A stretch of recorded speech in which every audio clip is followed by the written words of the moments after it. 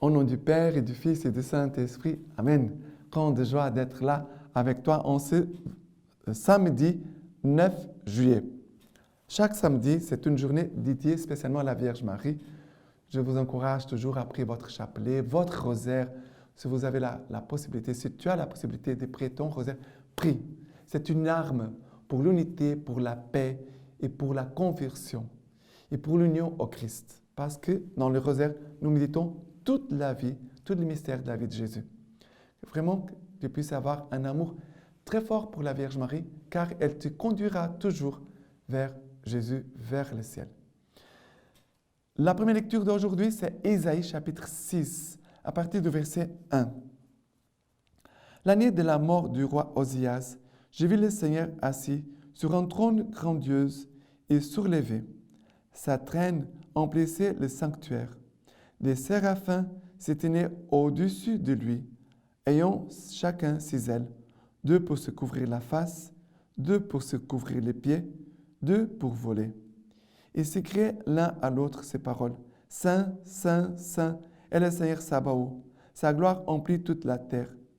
Le montant des portes vibrèrent au bruit de ses cris, et le temple était plein de fumée. Alors j'ai dit, malheur à moi, je suis perdu, car je suis un homme aux lèvres impures. J'habite au sein d'un peuple aux lèvres impures, et mes yeux ont vu le roi, le Seigneur Sabaoth. L'un des séraphins vola vers moi, tenant dans sa main une braise qu'il avait prise avec des pinces sur l'autel. Il m'en toucha la bouche et dit, « Voici, ceci a touché tes lèvres, ta faute est effacée, ton péché est pardonné. » Alors j'ai entendu la voix du Seigneur qui disait, « Qui enverrai-je? Qui ira pour nous? » Et j'ai dit, « Me voici, envoie-moi. » Mais voici, envoie-moi. Ici, ce passage parle de la vocation d'Ésaïe. Comment Dieu appelle Ésaïe. Pardon. Mais aussi, nous voyons que Dieu appelle Ésaïe au moment où il se trouve dans le temple. Il a une vision de Dieu. Dieu comme un roi,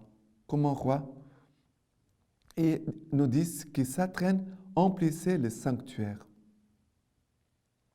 Des séraphins se tenaient au-dessus de lui, et les séraphins criaient, « Saint, Saint, Saint est le Seigneur Dieu de l'univers, sa gloire emplit toute la terre. » C'est la prière que nous disons chaque fois à la messe, avant la consécration. Ça veut dire que la consécration, c'est le moment où le prêtre prend le pain et le vin. Le prêtre dit les paroles de Jésus, « Ceci est mon corps, ceci est mon sang », et le pain et le vin deviennent le corps et le sang du Christ. Et cette prière, c'est une prière très, très forte. Nous devons la faire chaque jour. Je ne sais pas si tu as l'habitude de faire cette prière. Moi, personnellement, je l'ai dit, c'est ma première prière que je dis chaque jour quand je me réveille. De proclamer la sainteté, la louange du Seigneur. Parce que c'est notre vocation à nous tous, de chanter la sainteté, proclamer la sainteté et les louanges du Seigneur. Et après, il y a cette vision qu'Ésaïe va avoir de Dieu et il a peur.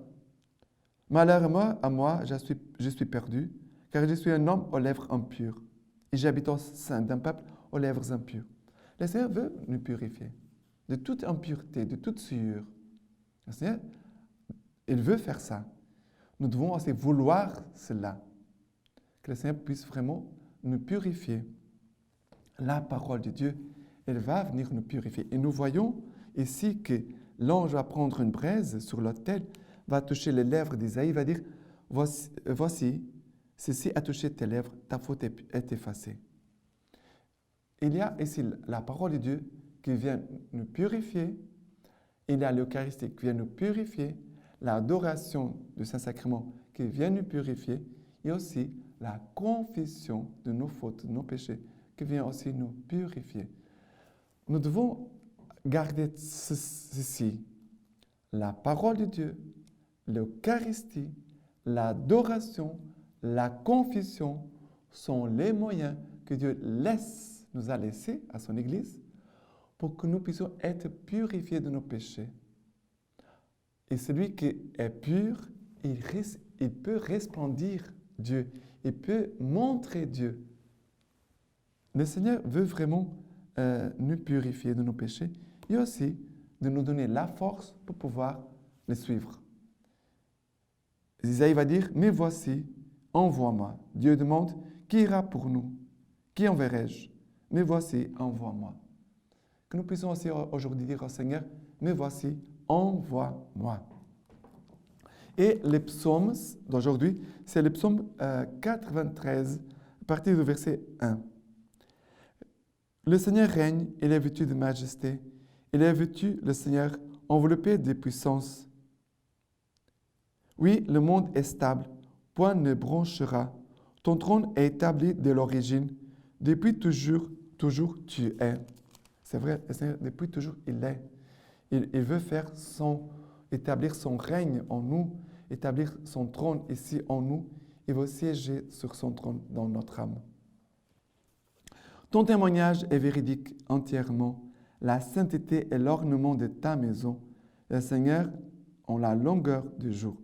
Et le Seigneur qui veut régner en nous, veut manifester sa royauté en nous communiquant sa sainteté. Le Seigneur veut faire de nous des saints. Isaïe est purifié de ses péchés pour être saint. Voilà le travail que Dieu veut faire en chacun de nous, pour que nous puissions être saints comme lui, il est saint. L'évangile d'aujourd'hui, c'est Matthieu chapitre 10, à partir du verset 24. Les disciples n'est pas au-dessus du maître, ni le serviteur au-dessus de son patron. Il suffit pour les disciples qu'ils deviennent comme son maître et les serviteurs comme son patron. Du moment qu'ils ont traité de Belzéboul, le maître des maisons, que ne diront-ils pas de sa maisonnée? N'allez donc pas les craindre. Rien, en effet, n'est voilé qui ne sera révélé, rien de caché qui ne sera connu. Ce que je vous dis dans les ténèbres, dites-le au grand jour. Et ce que vous entendez dans le creux de l'oreille, proclamez-le sur les toits. Ne craignez rien de ceux qui tuent le corps, mais ne peuvent tuer l'âme. Craignez plutôt celui qui peut perdre dans la géhenne à la fois l'âme et le corps. Ne vendons pas 2 passereaux pour un as, et pas un d'entre eux ne tombera au sol à l'insu de votre Père. Et vous donc, vos cheveux même sont tous comptés. Soyez donc sans crainte. Vous valez mieux, vous, qu'une multitude de passereaux. Quiconque se déclarera pour moi devant les hommes, moi aussi, je me déclarerai pour lui devant mon Père, qui est dans les cieux. Mais c'est lui qui m'aura régné devant les hommes, à mon tour, je le régnerai devant mon Père, qui est dans les cieux. Et ici, la parole de Dieu nous dit, il n'y a rien, en effet, qui ne soit volé, voilé, qui ne sera révélé, rien de caché, qui ne sera connu. Le Seigneur nous dit à nous tous, c'est mieux que moi, dans la confession, je puisse révéler mes péchés, voilà, dévoiler mes péchés, si je les cache, il y a des gens qui cachent toujours leurs péchés, et un jour, tu auras la honte de voir tes péchés être mis au jour devant tout le monde. On doit faire attention. Dans une attitude d'humilité, je me montre au prêtre en disant, voilà, tous mes péchés, je ne cache rien. Ça veut dire que je me mets dans la lumière du Christ.